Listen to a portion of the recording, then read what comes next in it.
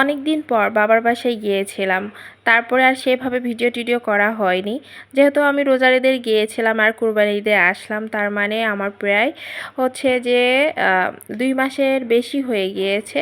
তো যাই হোক, প্রায় ২ মাস ২৫ দিন অথবা ২০ দিন হতে পারে। তো আসসালামু আলাইকুম, সবাই কেমন আছেন? আশা করি ভালো আছেন। যে যেখান থেকে আমার ভিডিওটা দেখছেন সবাইকে অসংখ্য ধন্যবাদ। আর সবাই সাপোর্ট করে পাশে থাকবেন, এটাই সবার কাছে আমার হচ্ছে ছোট্ট একটা রিকোয়েস্ট থাকবে। আর এই যে বাবার বাসায় গিয়েছিলাম বলছিলাম, তো যেহেতু এখান থেকে আমার কোনো আর্নিং হয় না, সে কারণে আমার অতটা মনে হয় না যে এটার প্রতি আমি বেশি হচ্ছে যে সময় নষ্ট করি। কারণ বাবার বাসায় গেলে আমার মনে হয় যে যতটুকু সময় থাকবো ততটুকুই আমি মা বাবার সাথে সময়টা কাটাবো। যে কারণে আমার ভিডিওটা করা হয়নি। তো যাই হোক, যখন আমার এখান থেকে আর্নিং শুরু হবে তখনই আমি হচ্ছে যে বাবার বাসায় হোক যেখানেই হোক যাব।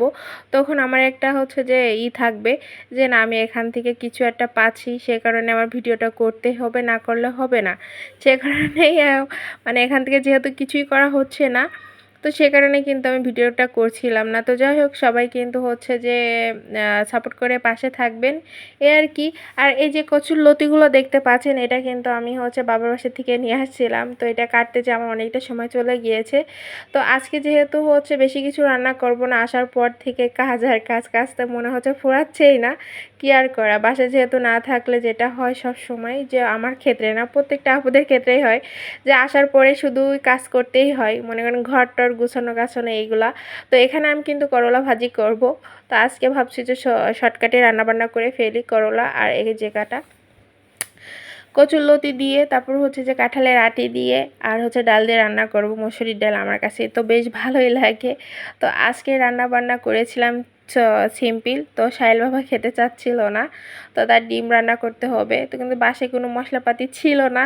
তো যেহেতু সব কিছু গুছিয়ে গাছিয়ে আজকে সব কিছু কমপ্লিট করলাম, তারপরেই কিন্তু রান্নাবান্নাটা করে নেব সাহেলের জন্য। তো আজকে আর করিনি। তো এই যে আজকে রান্না বান্নাটা, আশা করি আপনাদের সবার ভালো লাগবে আর সবাই সাপোর্ট করে পাশে থাকবেন।